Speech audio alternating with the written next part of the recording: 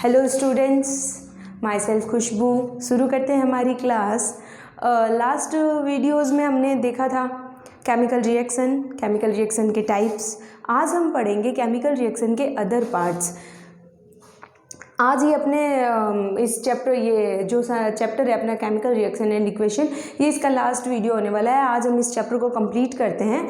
2-4 छोटे मोटे टॉपिक है जिनको हमें समझना है, देखना है। आज अपना ये चैप्टर है वो कंप्लीट हो जाएगा। देखिए, लास्ट 2 वीडियोज़ में हमने ये देखा था कि केमिकल रिएक्शन के 5 टाइप्स होते हैं। केमिकल रिएक्शन के 5 टाइप्स होते हैं: combination reaction, decomposition reaction, displacement reaction, double displacement reaction and the last oxidation and reduction reaction।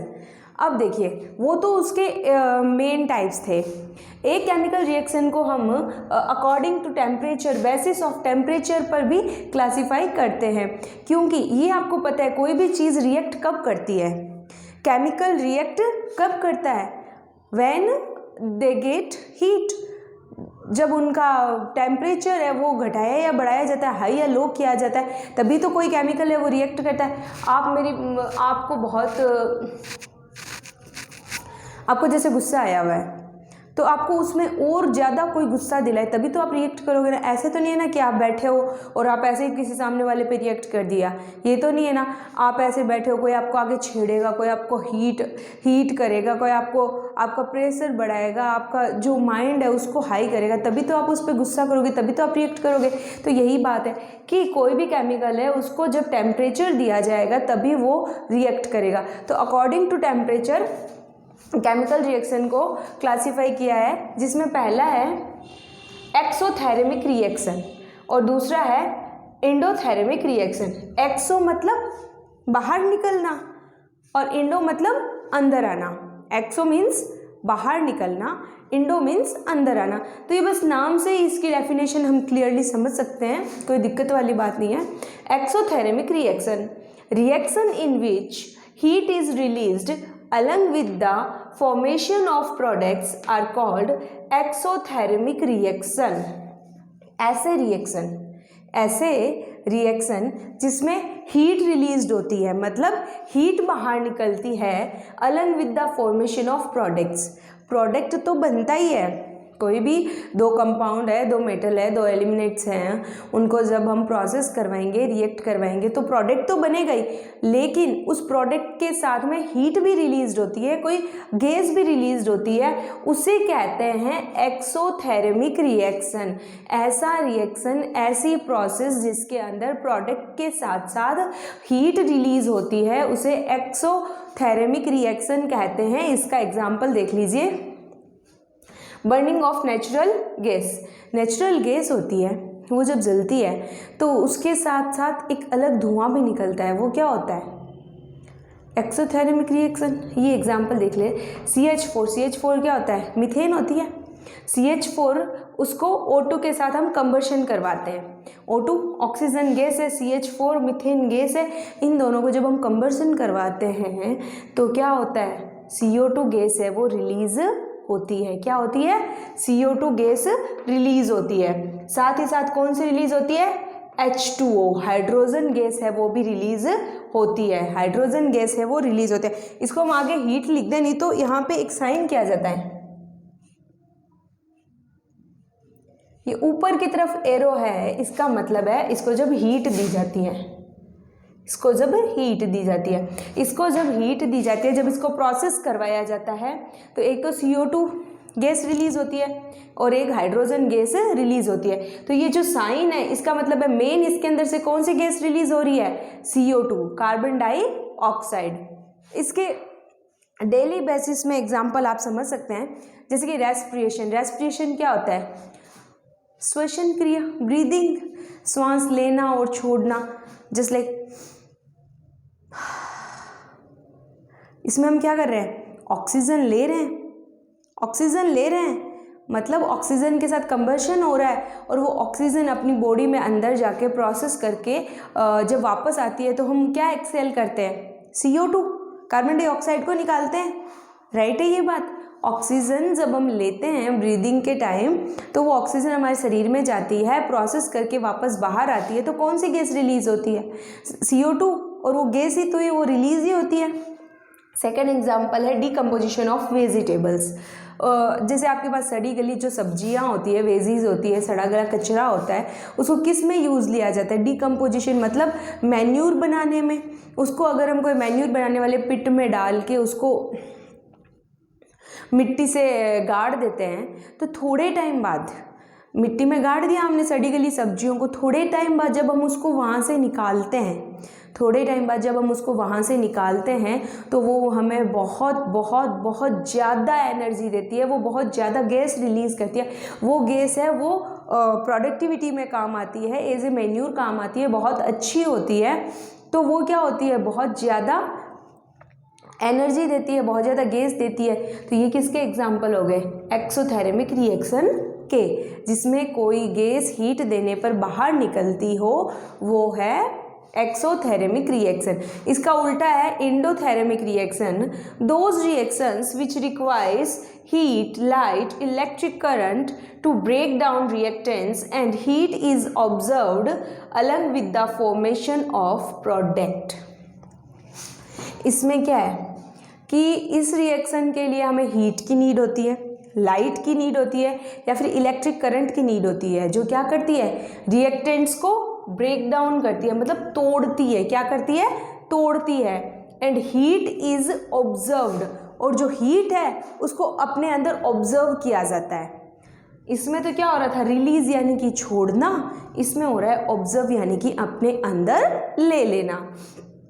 तो ऐसा रिएक्शन जिसमें हीट, लाइट या इलेक्ट्रिक करंट इनकी नीड होती है, इनकी रिक्वायरमेंट होती है, जिससे रिएक्टेंट को ब्रेक डाउन किया जा सके, तोड़ा जा सके, और उसके साथ ही साथ उसमें क्या होता है? जो हीट होती है उसको अपने अंदर ऑब्जर्व किया जाता है with the formation of product. Product के बनने के साथ साथ हीट को अपने अंदर ऑब्जर्व किया जाए, ऐसा रिएक्शन होता है एंडोथेरेमिक रिएक्शन।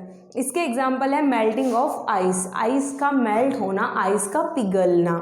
आइस है, उसको आसपास से हीट मिल रही है, आसपास से वो हीट को ऑब्जर्व करता है, तभी तो वो पिघलता है। हम खड़े हैं, अगर हमारे आसपास AC, कूलर, फैन चल रहा है, हमें कोई दिक्कत नहीं है, आप विदाउट फैन के खड़े हो जाओ, फुल गर्मी है, आप रूम में खड़े हो, विदाउट फैन खड़े हो, तो वो जो आसपास का हीट है उससे क्या होगा? आपका पसीना निकलने लगेगा, आप स्वेट करने लगोगे। तो क्या है ये? सीधा सा एग्जाम्पल है इसका कि जो आसपास की हीट है उसको जब ऑब्जर्व कर लिया जाता है, तो ऐसा रिएक्शन क्या होता है? Endothermic reaction. Melting of ice, evaporation of water, water का इवापोरेट होना। पानी है, उसको जब हीट दी जाती है तो वो क्या हो जाता है? भाप बन के उड़ने लग जाता है, और वो हीट को क्या करता है? अपने अंदर ऑब्जर्व कर लेता है। नेक्स्ट इसमें एक छोटा सा पॉइंट है, what are the effects of oxidation in our day to day life. Oxidation का हमारी डे टू डे लाइफ में क्या यूज़ है, क्या यूजेस है ऑक्सीडेशन का? ऑक्सीडेशन अपने कल पढ़ा, लास्ट वीडियो में पढ़ा था, ऑक्सीडेशन एंड रिडक्शन वाला। तो इसको अपने 2 पॉइंट्स में क्लियर करेंगे। पहला है कॉरेशन और दूसरा है रेंसिडिटी। पहला है कॉरेशन और दूसरा है रेंसिडिटी। कॉरेशन क्या होता है? When the corrosion of top layer of the surface of metal takes place due to moisturise water, air, acid, base etcetera, due to this layer of oxide it's is formed which weakness the metal, hence metal also to be corroded. देखिए, आप जैसे कोई new यूटेंशियल लेके आए हो, कोई बर्तन लेके आए हो घर में, उस वक्त तो कितना चमकता है, आप ऐसे अपना फेस देखोगे तो भी दिखेगा, एकदम चम करता हुआ, ऐसे एकदम बहुत ज़्यादा शाइनी होता है। लेकिन धीरे धीरे जैसे जैसे आप उसको यूज़ करते जाते हो, उसकी जो शाइनिंग है, उसकी जो ब्राइटनेस है, वो क्या होती है? कम होती जाती है, धीरे धीरे कम होती जाती है। चाहे आप कितना भी महंगा डिश वॉश लेके आ जाओ, चाहे आप कितने ही तरह के डिश वॉश यूज़ कर लो, आप चाहे जितनी चीज़ें यूज़ कर लो, उसकी जो शाइनिंग है, उसकी जो ब्राइटनेस है, उसका जो न्यूइश सा जो लुक है, वो वापस नहीं आ सकता। क्यों? क्योंकि क्या होता है कोई भी यूटेंशियल है उसके अंदर पूरे दिन वाटर लगता है, एसिड लगता है, बेस लगता है, और कितनी चीज़ें उसमें लगती है। हम उसमें खाना खाते हैं, खट्टा मीठा तीखा, और फिर उसको जब वॉश करते हैं तो शॉप लगती है, डिश वॉश लगता है। तो ये तरह तरह के केमिकल है, वाटर है, वो क्या करते हैं, यूटेंशियल स्टील हो गया, वो मेटल हो गया, और ये सब चीज़ें उसके साथ क्या करती है, रिएक्ट करती है। तो जो स्टील के ऊपर की जो टॉप लेयर होती है, बर्तन होता है, यूटेंशियल होता है, उसके ऊपर की जो टॉप लेयर होती है वो डैमेज हो जाती है, वो धीरे धीरे ख़त्म हो जाती है। तो उसकी जो पहले जैसी शाइनिंग है वो हम नहीं ला सकते। क्यों? क्योंकि मेटल है, वो एसिड है, बेस है, डिस्वॉश वगैरह है, इन सब चीज़ों के साथ रिएक्ट करता है। रिएक्ट करने से उसकी जो टॉप लेयर है वो ख़त्म हो जाती है, तो हम उसे पहले जैसा नहीं बना सकते। The corrosion of the top layer of the surface of metal, metal के ऊपर की layer moisturise, water, air, acid, base, इन सब की वजह से मिट जाती है, ख़त्म हो जाती है। Due to this layer of oxide it's is formed which weakness the metal, hence metal also to be corroded. तो उस कंडीशन को क्या कहा जाता है, कॉरेशन कहा जाता है। या फिर इसका दूसरा एग्जाम्पल है, जैसे आपके आयरन के गेट वगैरह होते हैं, खिड़की होती है, मेन गेट होता है, तो जो थोड़े टाइम बाद वो आयरन का होता है, थोड़े टाइम बाद क्या होता है, वो आयरन है वो जंग खा जाती है, रस्टिंग आ जाती है उसके ऊपर। क्यों भाई? जो अपने एयर में जो नमी होती है, या फिर मोस्ट ऑफ आप ये चीज़ देखेंगे रेनी सीजन के बाद रेन्स होती है, उसके बाद जो एयर में जो ड्रॉपलेट्स होती है, जो नमी होती है, जो मॉइस्चराइजेशन होता है, वो धीरे धीरे हवा के साथ उस आयरन से कनेक्शन में आता है, तो वो क्या होता है, उसके साथ बैठता जाता है, और जो आयरन होता है, आयरन की जो ऊपर की लेयर है उसको पूरी तरीके से तोड़ देता है। तो इससे क्या होता है, एक तो आयरन है उसकी स्ट्रांगनेस है वो ख़त्म हो जाती है, वो पूरा टूट जाता है, पूरा बिखर जाता है, मतलब उसमें जो उसका वीक पॉइंट आ जाता है, और दूसरा उसका जो फॉर्मेशन है वो कम्प्लीटली चेंज हो जाता है। तो ये होता है कॉरेशन, जिसमें मेटल के ऊपर की लेयर है वो मॉइस्चराइजेशन की वजह से, एसिड बेस इन सब की वजह से ख़राब हो जाती है, टूट जाती है, उसे कॉरेशन कहते हैं। और इसके एग्जाम्पल भी दे रखे हैं, रस्टिंग ऑफ आयरन, आयरन में जंग लगना, ब्लैक कोटिंग ऑन सिल्वर। चांदी के जितने भी ऑर्नामेंट्स होते हैं, आपने देखा होगा, पायल है, रिंग है, या कुछ भी ऑर्नामेंट ले लो आप चांदी के, उन पे थोड़े टाइम बाद जैसे जैसे हम उन्हें यूज़ करते हैं उस पर ब्लैक कलर सी एक कोटिंग सी आने लग जाती है। जब हम मार्केट से लेकर आते हैं वो एकदम चमकते होते हैं, एकदम वाइट से दिखते हैं, लेकिन थोड़े टाइम बाद उसमें एक ब्लैकनेस सी आ जाती है, वो ऐसे गंदे से दिखने लग जाते हैं। वो क्यों होता है? क्योंकि वो रिएक्ट करते हैं, जितनी भी हम उनको पहन के रखते हैं, हम पूरे दिन में कितनी चीज़ों को टच में आते हैं, तो उन चीज़ों से रिएक्ट करके उसमें क्या आ जाता है, ब्लैकपन आ जाता है। ग्रीन कोटिंग ऑन कॉपर, या फिर कॉपर की कोई चीज़ होती है उस पर ग्रीन कोटिंग का आ जाना, ये सब किसके एग्जाम्पल है, कॉरेशन के। इससे क्या होता है, जो एक्चुअल मेटल है उसके ऊपर की लेयर टूट जाती है, ख़त्म हो जाती है, और जो दूसरी लेयर आ जाती है वो कॉरेशन होता है। इसका सेकेंड है rancidity rancidity. The oxidation of fats and oils when exposed to air is known as rancidity.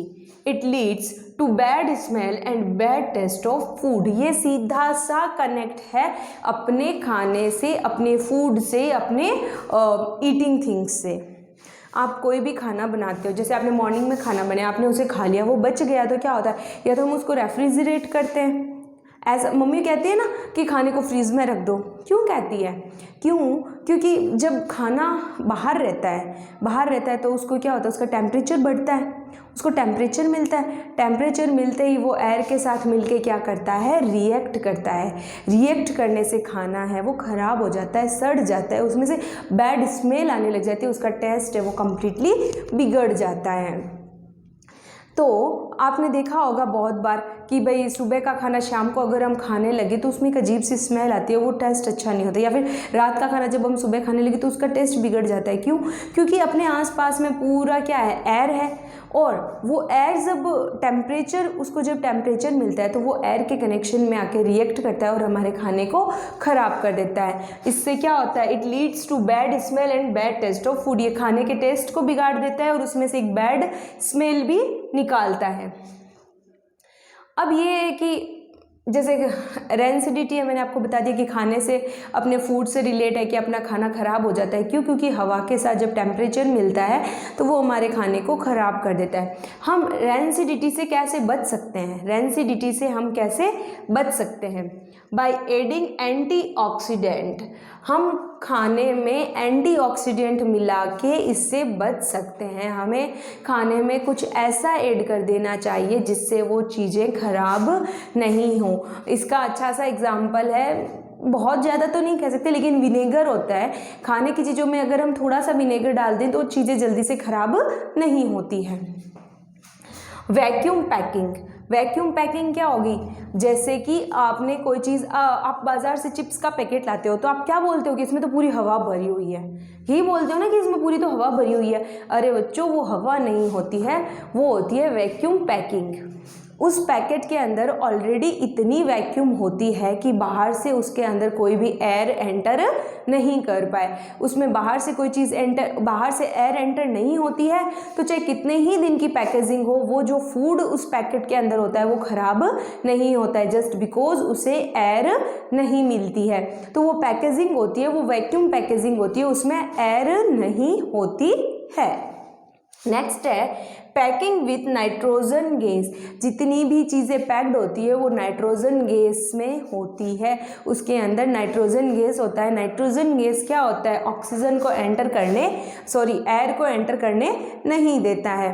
तो एयर जब तक किसी भी फूड को, किसी भी इडेबल थिंग्स को नहीं मिलेगी तब तक वो खराब नहीं होगा। The last is by refrigerating या कूलिंग, या फिर सीधा सा मेथड है जो हम नॉर्मली हर कोई अपने घरों में यूज़ में लेता है कि रेफ्रिजरेट कर दो भाई, उस खाने को फ्रीज़ में रख दो। फ्रीज़ में क्या होता है? एयर नहीं मिलती है, बाहर की एयर नहीं मिलती है, उसका टेम्परेचर बढ़ता नहीं है और उसका टेम्परेचर कम रहता है, तो खाने की चीज़ें हैं वो ख़राब नहीं होती। आपने देखा होगा ना, जो चीज़ें हमें बहुत दिन तक स्टोर करके रखनी होती है उसे हम रेफ्रिजरेट करते हैं, जस्ट बिकॉज रेफ्रिजरेट में टेम्परेचर है वो हाई नहीं होता है, लो रहता है और उसे हवा नहीं मिलती है जिससे खाना खराब नहीं होता है। या फिर इसका एक एग्जांपल है कि आप उसे एयर टाइट कंटेनर में बंद करके रख दो। आजकल मार्केट में एयर टाइट कंटेनर मिलते हैं जिसमें आपने अगर खाना पैक कर दिया तो उसके अंदर एयर किसी भी कंडीशन में नहीं जाती, तो चीज़ें उसमें जल्दी से खराब नहीं होती है। Rancidity is responsible for the spoilage food. खाने के खराब होने की सबसे बड़ी वजह है रैंसिडिटी। इसका सीधा सा कारण है कि जब खाना है वो हवा के संपर्क में आता है, हवा के कनेक्शन में आता है, तो वो खराब हो जाता है। और इसमें क्या होता है? Oxidation of fats and oils. ज़्यादा चीज़ें कौन सी खराब होती है? Oxidation of fats and oils, fats और ऑयल्स की वजह से। इसमें शायद एक टॉपिक जैसे रैंसिडिटी से बचने के इसमें जैसे एक होते हैं, वैसे कॉरेशन से बचने के एग्जाम्पल हो सकते हैं ऑयलिंग। क्या है? ऑयलिंग। आपने देखा होगा जो अपने गेट होते हैं या फिर अपनी जो मेटल की चीज़ें होती है या फिर जैसे अपनी कोई भी चीज़ है या फिर जो गेट के एजेस होते हैं उनमें हम टैप हो गई अपने घर में, उन सब में हम क्या है ऑयल से नरिशिंग करते हैं, ग्रीसिंग करते हैं। या फिर आपने देखा होगा ना जब आप छोटे थे साइकिल चलाते थे तो उसमें जब भी आप उसे मैकेनिक के पास लेके जाते थे तो वो उसकी चेन में ग्रीस कर देता था, उस पर ऑयलिंग कर देता था ताकि वो ख़राब नहीं हो। ये ऑयलिंग की जाती है उसे कॉरेशन से बचाने के लिए, क्योंकि वो ऑयल होता है वो एयर को जल्दी से उस मेटल तक डायरेक्ट पहुँचने नहीं देता है। डायरेक्ट मेटल तक अगर एयर नहीं पहुँचेगी तो वो खराब नहीं होगी। तो वो ऑयल है वो क्या करता है? मीडिएटर का काम करता है। वो एयर और मेटल के बीच में रहता है और एयर को डायरेक्ट मेटल तक पहुंचने नहीं देता है। सेकंड है पेंटिंग। आपने देखा होगा अपने घर में जितनी भी आयरन की चीज़ें हैं उन पे हर टाइम टू टाइम उसमें क्या होता है, कलरिंग की जाती है। या फिर अपने घरों में आपने देखा होगा एक नाम दे दिया जाता है कि होली दिवाली में हम पेंटिंग का काम करवाते हैं। बट वो क्यों होता है, हम हर 6 महीने 12 महीने में पेंटिंग का काम करवाते हैं ताकि घर में कोरेशन नहीं हो, घर की चमक बनी रहे। दैट्स वाई हम, या फिर जितनी भी मेटल्स होती है जो बड़े बड़े जैसे वो आयरन के कंटेनर वगैरह होते हैं उसमें पेंट करा जाता है। क्यों? क्योंकि ताकि वो मॉइस्चराइजेशन के कनेक्शन में आके ख़राब नहीं हो। लास्ट है ग्रीसिंग, या फिर उसे किसी चीज ऑयली थिंग से ग्रीस कर देना जिससे वो ख़राब नहीं हो। तो स्टूडेंट्स ये यहाँ पे आपका ये चैप्टर कंप्लीट होता है क्लास 10th का साइंस का केमिकल रिएक्शन एंड इक्वेशन। इसे हमने थोड़ा थोड़ा करके 4 पार्ट में पढ़ा है। क्योंकि ये चैप्टर है वो बहुत इम्पोर्टेंट चैप्टर है, इसको हम ऐसे फटाफट से कंप्लीट नहीं कर सकते, इसको धीरे धीरे समझना बहुत ज़रूरी है। तो आप ये सारे नोट्स प्रिपेयर कीजिए, इसको वापस से पढ़िए। आपको अगर कुछ भी प्रॉब्लम हो, कुछ समझ नहीं आया तो just ask me in comment section, I will reply you. और देख लीजिए ये नोट्स भी आप लिख लीजिए। अब हम मिलेंगे अपने नेक्स्ट वीडियो में, तब तक ख्याल रखिए अपना। Thank you.